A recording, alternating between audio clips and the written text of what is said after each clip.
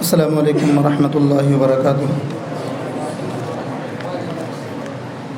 نحمده ونصلي على رسوله الكريم، اما بعد فاعوذ باللہ من الشیطان الرجیم، بسم اللہ الرحمن الرحیم۔ وَإِنَّكَ لَعَلَى خُلُقٍ عَظِيمٍ صدق اللہ مولانا العظیم، صدق رسولہ النبی الامین المتین المکین الکریم، ونحن على ذلك لمن الشاہدین والشاکرین والحمد للہ رب العالمین۔ آئیں ہم اور آپ خلوص و محبت سے درود پاک پڑھیں۔ اللہم صلی علی سیدنا مولانا محمد بارک وسلم، صلو علیہ صلاۃ و سلاما علیک یا رسول اللہ وعلی آلک و اصحابک یا حبیب اللہ صلی اللہ تعالی علیہ وسلم۔ عزیزان ملت اسلامیہ، آج کے میرے اس بیان کا موضوع اخلاق ہے۔ استاذ محترم حضرت علامہ مولانا سید حفیظ الرحمن صاحب کی سرپرستی اور دعائیں ہیں۔ اللہ تبارک و تعالی ہم سبوں پر آپ کا خاص کرم ہمیشہ برقرار رکھے، قائم رکھے۔ عزیزان محترم، کسی بھی انسان میں نکھار اس وقت آتا ہے جب اس کے عادت، طور طریقے، لین دین، میل ملاپ اور اخلاق و کردار لائق التفاق اور قابل رشک ہوں۔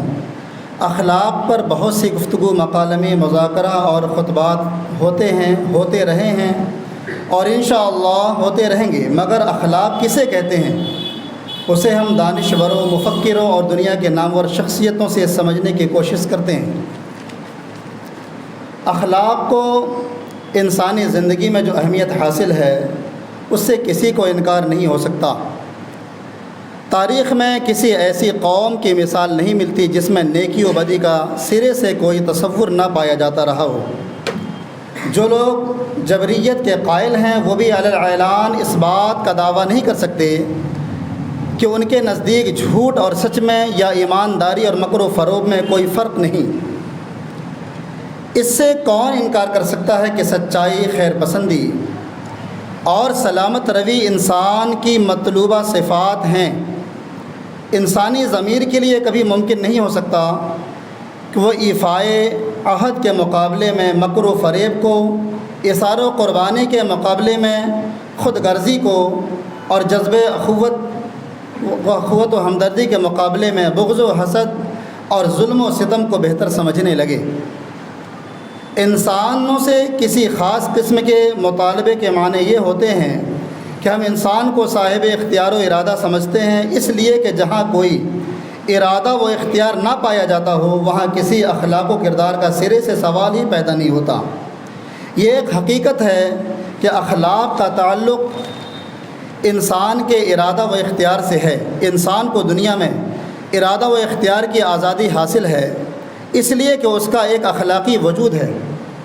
یہی چیز ہے جو اسے عام حیوانات سے ممتاز کرتی ہے۔ انسانی افعال و کردار کی کوئی مادی توجیہ ممکن نہیں۔ شعور کو مادہ کی پیداوار سمجھنا صحیح نہیں۔ بے شعور مادہ کا مطالعہ ایک مادی تحقیق ہے۔ مادی اسباب کے ذریعے سے شعور کی تشریح کسی طرح نہیں کی جا سکتی۔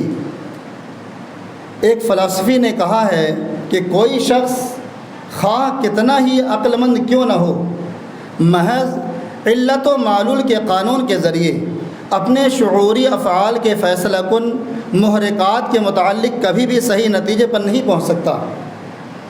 اس کے لیے کسی اور قانون اخلاقیات کی ضرورت ہے۔ انسان کو صاحب ارادہ و اختیار قرار دینے کے لیے ضروری ہے کہ نفس انسانی کی مستقل حیثیت تسلیم کی جائے، کیونکہ اس کے بغیر اسے اخلاق و کردار کا حامل قرار دینے کے لیے کوئی وجہ جواز ممکن نہیں ہے۔ اخلاق و کردار کے لیے ارادہ و اختیار کی آزادی کے علاوہ ایسے حقیقی مستقل اور مطلق اقدار حیات کی بھی ضرورت ہے جو اخلاقی قوانین کا مدار قرار پائیں، جن کی قدر و قیمت اضافی اور عارضی نہ ہو بلکہ ان کی قدر و قیمت مستقل اور ذاتی نوعیت کی ہوں، جن کے تحفظ کے لیے آدمی اپنا سب کچھ قربان کرنے پر آمادہ ہو سکے۔ علاوہ ازیں انسانی زندگی میں کسی اعلیٰ نظام اخلاق کا تصور اس وقت تک ممکن نہیں جب تک انسان کا کوئی ایسا مقصود و منتہا نہ ہو جو مطلق قدر کا حامل ہو، جس کی جانب بڑھنے میں ہم اپنی تمام تر کوششیں صرف کر کے تسکین پا سکیں، اور جس تک پہنچنے پر ہماری اپنی تکمیل کا بھی انحصار ہو۔ زندگی کا کوئی بلند مقصود و منشا ہی آدمی کو ہر قسم کی گمراہیوں اور تلون و انتشار سے بچا کر فطرت کے صحیح راستے پر لگا سکتا ہے۔ اسی حصول کی کوشش انسان کو اصل کامیابی اور اس کی اپنی ذات کی تکمیل کے ضامن ہو سکتی ہے۔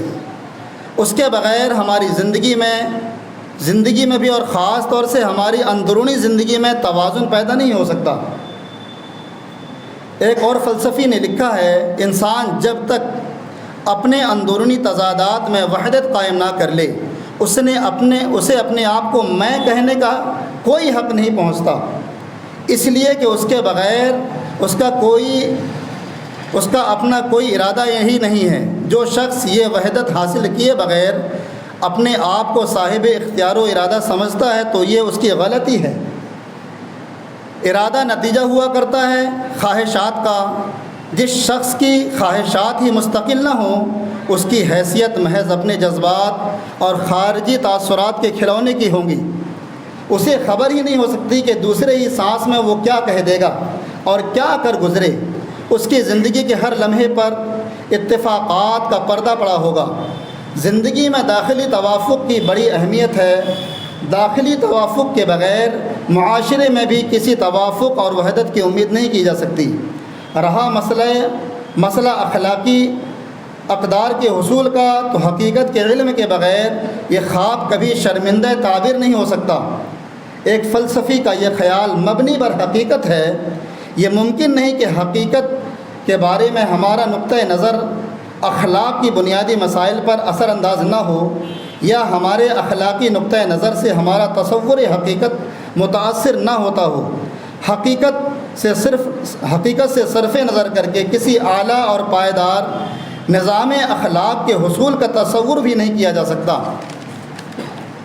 مستقل اور مطلق اخلاقی قدروں کے لیے ناگزیر ہے کہ زندگی اپنی کوئی حقیقی غرض و غایت رکھتی ہو۔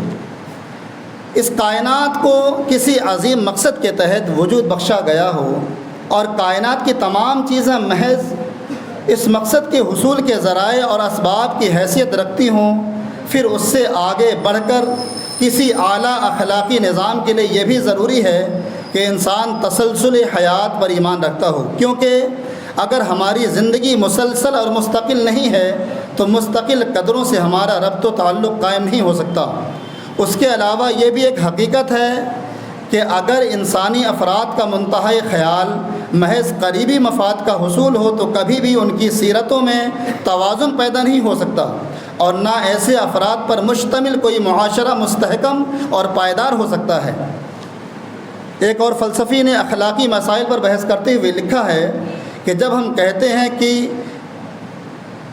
اخلاقیات کے مطالعہ کا تعلق ایسے انسانی کردار سے ہے جو حق اور خیر کا حامل ہو، تو اس سے ہمارا منشا یہ ہوتا ہے کہ اس کا تعلق اس نقطۂ نظر سے ہوتا ہے کہ ہمارا کردار کسی ایسے منتہا یا آئیڈیل کے لیے مفید ہوتا ہے جو ہمارے پیش نظر ہو، اور اس کا تعلق ان قوانین اور اصولوں سے ہوتا ہے جن کی رہنمائی میں ہمارا کردار اس منتہا کے حصول کے لیے صحیح رخ اختیار کرتا ہے۔ یوں تو مختلف مقاصد کے لیے ہم کام کرتے ہیں، جیسے مکان کی تعمیر، کتاب کی تصنیف وغیرہ، لیکن اخلاقیات میں کردار کا مطالعہ بحیثیت کل کے مطلوب ہے۔ یہ کسی مخصوص قسم کے کردار کا مطالعہ ہرگز نہیں، یہ مختلف مقاصد میں سے کسی ایک خاص سے تعلق نہیں رکھتا جو اس کے پیش نظر ہو، بلکہ اس کا تعلق اس بڑے اور آخری منتہا سے ہے جو ہماری پوری زندگی کے لیے رہنمائی ثابت ہوتا ہے۔ اس منتہا کو بالعموم خیر اعلیٰ کی حیثیت دی جاتی ہے۔ عزیزان محترم، بے شک اخلاق کی بڑی اہمیت ہے۔ حضرت نے پہلی اخلاق کے تعلق سے گفتگو حضرت فرما چکے ہیں، اور حقیقت یہی ہے کہ آج پورے روئے زمین میں جو اسلامی تمدن اور بہاریں نظر آ رہی ہیں، یہ نبی کریم صلی اللہ علیہ وسلم کے اخلاقی حسنہ ہی کا نتیجہ ہے۔ اللہ تبارک و تعالی ہم سبوں کا اچھا اخلاق عطا فرمائے، آمین ثم آمین۔